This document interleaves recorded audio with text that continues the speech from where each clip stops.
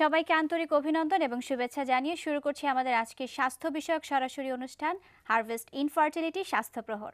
সাথেই আছি আমি ডক্টর মাসুমা চৌধুরী শীতল এবং আমাদের সাথে আজকে স্টুডিওতে আছেন doctor Mushtaq Ahmed, embryologist, scientific director, harvest infertility care limited.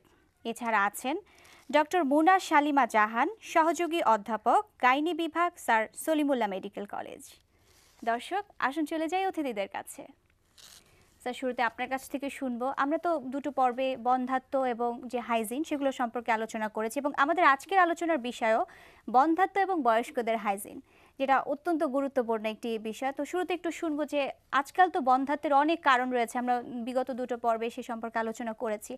একটু যদি শুনতে চাই যে টেস্ট টিউব বেবি, আমরা সচরাচর দেখছি যে টেস্ট টিউব বেবিটা আসলে কি এবং এটার পদ্ধতিটা কি? ধন্যবাদ। আমরা টেলিভিশনের মাধ্যমে টেস্ট টিউব বেবির সম্পর্কে সাধারণ জনগণের কাছে এই খবরটা পৌঁছে দিতে চাই যে এই নামটা আসলে ইংরেজিতে যাকে বলে একটা মিসনোমার। কারণ টেস্ট টিউব বেবি বলতে সাধারণ মানুষের মনের মধ্যে ধারণা তৈরি হয় যে এটা একটা টিউবের মধ্যে বাচ্চাটা তৈরি হচ্ছে। এটা একটা মানে খুব মারাত্মক ভুল ধারণা, এই কারণে যে কাজটা আমরা শরীরের বাইরে মাত্র 5 দিন রাখি, সেটা সম্পর্কে যখন সাধারণ মানুষ এরকম ধারণা করে তখন তারা অনেক সময় একটু ভয় পায় যে বাচ্চাটা কি কৃত্রিম হবে, বাইরে এতদিন। সাধারণত টেস্ট টিউব বেবি মানে সবাই বুঝেন আর্টিফিশিয়াল কিছু একটা। আসলে যেটা আমরা করি সেটা হলো যে শরীরের বাইরে আমরা যেটা বাংলায় বলতে পারি যে বহির্নিষেক বাংলায়, যেটা ইংরেজিতে বলা হয় in vitro fertilisation. In vitro মানে হচ্ছে কাচের মধ্যে, ইন ভিভো মানে হচ্ছে শরীরের মধ্যে। ফার্টিলাইজেশন হচ্ছে ছেলেদের যে প্রজনন কোষটা থাকে, যেটাকে শুক্রাণু বা স্পার্ম বলা হয়, এই স্পার্ম আর মেয়েদের যে প্রজনন কোষটা সেটাকে বলা হয় ওভাম। এই স্পার্ম এবং ওভামকে শরীরের বাইরে একত্রে মিলানোর যে কাজটা, এই কাজটা করার জন্য আমরা আজকাল সাধারণত 5 দিন সময় নিয়ে থাকি। প্রথম দিন আমরা এদের একসাথে রাখি, অথবা আধুনিক টেস্ট টিউব বেবি পদ্ধতি বা আইভিএফ পদ্ধতিতে যেটা বলা যায়, সেই পদ্ধতিতে যেটা বলা হয় ইন্ট্রাসাইটোপ্লাজমিক স্পার্ম ইনজেকশন। আমরা কিছুক্ষণ পরে ভিডিওতে ওই ব্যাপারে আবার একটু দেখে নেব যে স্ত্রীর শরীর থেকে ডিমটা বের করে নিয়ে এসে স্বামীর কাছ থেকে প্রজনন কোষ যেটা স্পার্ম, যেটা এই স্পার্মটাকে আমরা এগের মধ্যে একটা সূচের মাধ্যমে ভিতরে দিয়ে দিই। দেওয়ার পরে এই ডিম্বাণুটা বা ওভামটা, যার মধ্যে অলরেডি স্পার্মটা ঢুকে গেছে, একে আমরা ইনকিউবেটরের মধ্যে 5 দিন বাইরে লালন পালন করি এবং সাধারণত ঔষধ দিয়ে একটা ডিমের জায়গায় বেশ কয়েকটা ডিমকে একজনের শরীর থেকে বের করে নিয়ে আসা হয়।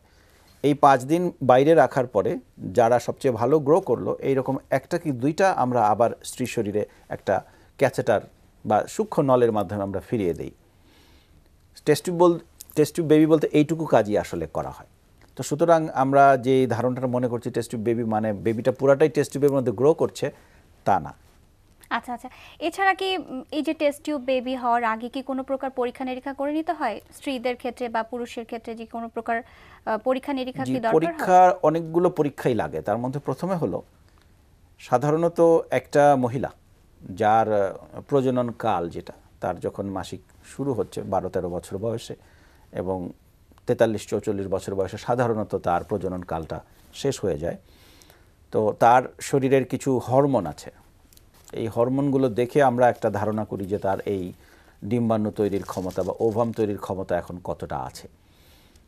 আরেকটা পরীক্ষা হচ্ছে আলট্রাসোনোগ্রাম। এই আলট্রাসোনোগ্রাম করে তার ভিতরের যে ডিম্বাশয়, সেই ডিম্বাশয়ের কাজ সম্পর্কে আমরা আরেকটা ধারণা নিতে পারি।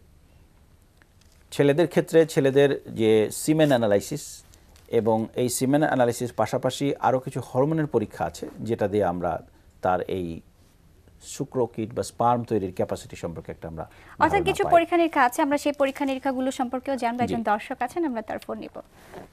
দর্শক আসসালামু আলাইকুম, কে আছেন আমাদের সাথে? হ্যালো, আসসালামু আলাইকুম। ওয়ালাইকুম আসসালাম। দর্শক আপনার প্রশ্নটি সংক্ষেপে বলুন। রংপুর থেকে। আমার প্রশ্নটা হচ্ছে আমার হচ্ছে বাচ্চা নষ্ট হয়ে যায়, বুঝছেন? আমার এখন 3 মাস চলতেছে প্রেগনেন্ট, কিন্তু একটু করে ব্লাড আসে। আচ্ছা, একটু ব্লাড আসে কি মানে গত মাসে একটু হয়েছিল, এখন মানে প্রসাব একটু পায়খানা আবার একটু চাপ হলে ওটা হয়।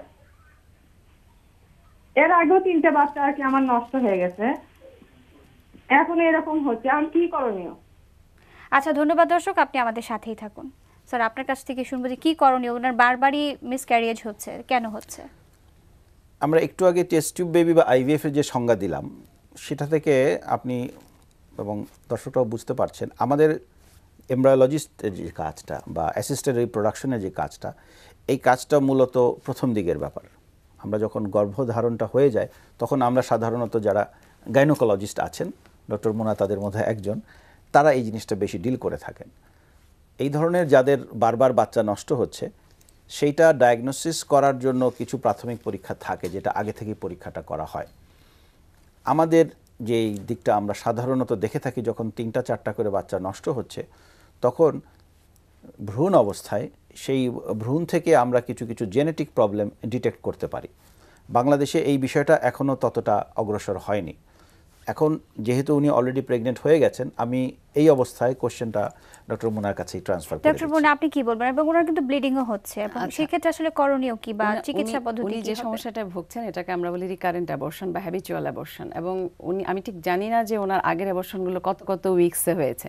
আমরা সাধারণত বলি গর্ভধারণের প্রথম 3 মাসের মধ্যে যে অ্যাবর্শনগুলো হয় বা যে গর্ভপাতগুলো হয়, এগুলো সাধারণত ভ্রূণ এবং ভ্রূণ পরবর্তী যে গঠন চলতে থাকে গর্ভস্থ ভ্রূণের, সে জায়গাটা একটা বড় ধরনের কোনো সমস্যা থাকে। ওই যেটা বলছিল ডক্টর মোস্তাক যে বাচ্চার জেনেটিক সমস্যা, ক্রোমোজোমাল সমস্যা, এই ধরনের সমস্যার কারণে সাধারণত প্রথম 3 মাসের বাচ্চাগুলো নষ্ট হয়। এর পরবর্তীতে 3 মাসের পরেও 3 থেকে পরবর্তী 6 মাসের মধ্যে যে বাচ্চাগুলো নষ্ট হয়, সাধারণত ওগুলোর কারণটা কিছুটা ভিন্ন হয় এ থেকে। এছাড়া কিছু ইনফেকশন আছে যেগুলো ইন্ট্রাইউটেরাইন ইনফেকশন, যেমন একটা টর্চ ইনফেকশনের একটা কথা আছে, যে এখানে 2-3টা ভাইরাস, একটা টক্সোপ্লাজমা নামক একটা জীবাণু, এগুলোর সংক্রমণ ঘটে থাকলে সেগুলোর কারণে নষ্ট হতে পারে। আরও কিছু বিষয় আছে। আমার তো এই ভদ্রমহিলা যে প্রশ্নটা করলেন, এটা আসলে এভাবে এখানে বসে উত্তর দেওয়াটা একটু কঠিন, এ কারণে আমি তো ওনার পুরো ইতিহাস জানি না। তো আমাদের আরও জানতে হবে যে উনি এবং ওনার হাজব্যান্ড এনারা জেনেটিকভাবে কানেক্টেড কিনা, অর্থাৎ ওনারা মামাতো, ফুফাতো, খালাতো ভাই বোন কিনা, অর্থাৎ রক্তের কোনো সম্পর্ক আছে কিনা। সেরকম থাকলে দেখা যায় যে বংশগতভাবে যে অসুখগুলো থাকে, 2জন রক্তের বাঁধন থাকলে তখন সেইটা মানে গর্ভস্থ শিশুর মধ্যে যদি প্রতিভাত হয়, সে বাচ্চাটা সেই অসুখটা নিয়ে জন্মাতে পারে, তো তখন এরকম অ্যাবর্শন হয়ে যায়। এছাড়া আরও কিছু সমস্যার তত্ত্বাবধানে ওনাকে থাকতে হবে। আমরা আশা করি, ওনার জন্য প্রার্থনা করি যেন ওনার এবারকার বাচ্চাটা সুস্থ সবলভাবে হন। এই মুহূর্তে উনি ফলিক অ্যাসিড খাচ্ছেন কিনা, আরো কিছু এই সময় ওষুধ দিয়ে থাকে। আমরা পদ্ধতিটাও জানতে হবে আমাদের, কারো চিকিৎসা নিচ্ছেন প্রথম কথা আসলে রোগ নির্ণয় করতে হবে যে ওনার কি কারণে ওনার সমস্যাটা হচ্ছে। সমস্যা নির্ণয় করতে পারলে তখন চিকিৎসা করা যায়। তবে একটা কথা ওনাকে আমি আশ্বস্ত করতে পারি, 3টা, 4টা, 5টা বাচ্চার পরেও দেখা যায় শতকরা 60 থেকে 70% ক্ষেত্রে পরবর্তীতে সুস্থ পূর্ণ মেয়াদ পূরণ করে বাচ্চা হয়। সুতরাং উনি আশা করতে পারেন যে ইনশাআল্লাহ ওনার সুস্থ বাচ্চা হবে। আমরাও সেটা আশা করি। একজন দর্শক আছেন, আমরা তার প্রশ্নটা নিব। দর্শক, আসসালামু আলাইকুম, কে আছেন আমাদের সাথে? আসসালাম, আমি প্রশ্ন করতে চাচ্ছি যে মানে আমার এক আত্মীয়, ওনার বারবার, উনি 48, অনেক ট্রিটমেন্ট করেছেন, আইভিএফ গেছেন, কিন্তু ওনার বারবারই রিকারেন্ট অ্যাবর্শন হচ্ছে, মানে যে 8 উইকস বা 9 উইকসে অ্যাবর্শন হয়ে যাচ্ছে, এবং কোনো ধরনের প্রবলেম ধরা পড়ছে। তারা বলছে, ডাক্তাররা, আইভিএফ যারা ডাক্তার বলছে ঠিক আছে, ঠিক মতন মানে হচ্ছে না, হয়তো ওভামটা ঠিক মতো নেওয়া হয় না, বা কোনো একটা কজ দেখাচ্ছে, কোনো এর মাধ্যমে করার পরেও প্রতি 8 সপ্তাহ 10 সপ্তাহের মতো ওনার বাচ্চাগুলো নষ্ট হয়ে যাচ্ছে। ঘুরে ফিরে কিন্তু আমি আবার ওই কথাটাই আসবো যে এত আর্লি যে বাচ্চাগুলো নষ্ট হয়ে যায়, সেই বাচ্চাগুলো হয়তো বা কোনো বড় ধরনের ক্রোমোজোমাল প্রবলেম থাকে, যেই সমস্যাটা আমাদের দেশে নির্ণয় করাটা একটু কঠিন। করতে হলে যে বাচ্চাটা নষ্ট হয়ে যাচ্ছে, এই বাচ্চার টিস্যু নিয়ে তার পূর্ণাঙ্গ জেনেটিক পরীক্ষা হতে হবে। এটা এতদিন বাংলাদেশে একেবারেই হতো না, খুব রিসেন্টলি শুরু হয়েছে, কয়েকটা ল্যাব এখন প্রাইভেটে স্থাপন করা হয়েছে, তো কিছু কিছু জায়গায় পরীক্ষা শুরু হয়েছে। উনি যেটা করতে পারেন, ওনার যার তত্ত্বাবধানে ওনার এই আইভিএফগুলো করা হয়, তারা হয়তো বা ওনাকে 11 সপ্তাহে কোরিওনিক ভিলাস স্যাম্পলিং, তারপরে এর পরবর্তীতে আরও কিছু পদ্ধতি আছে, ওগুলো করে টেস্ট করে দেখতে পারেন যে এমন কোনো, এবং ওনার নিজের এবং হাজব্যান্ডের, স্বামীর দুজনেরই কিন্তু জেনেটিক পরীক্ষা লাগবে, কারণ এই আর্লি যে বাচ্চাগুলো নষ্ট হয়ে যায়, এগুলোর মূল কারণ জেনেটিক সমস্যা, ক্রোমোজোমাল সমস্যা। তো এই সমস্যাগুলো আসলে সাধারণ ল্যাবরেটরিতে করা সম্ভব না, এই পরীক্ষা নিরীক্ষাগুলো, এগুলোর জন্য স্পেশালাইজড পরীক্ষা লাগে, এবং সেটা ইদানিং ঢাকা শহরে হচ্ছে কিছু কিছু, অর্থাৎ বাংলাদেশেও সম্ভব এখন হচ্ছে, শুরু আচ্ছা, হয়েছে কেবল। আমরা এই বিষয়টা নিয়ে আবার আলোচনা করব, আমরা একটা ছোট বিরতিতে যাব। দর্শক, আপনারা দেখছেন হারভেস্ট ইনফার্টিলিটি স্বাস্থ্য প্রহর, ফিরছে একটা ছোট্ট বিরতির পর, সাথেই থাকুন।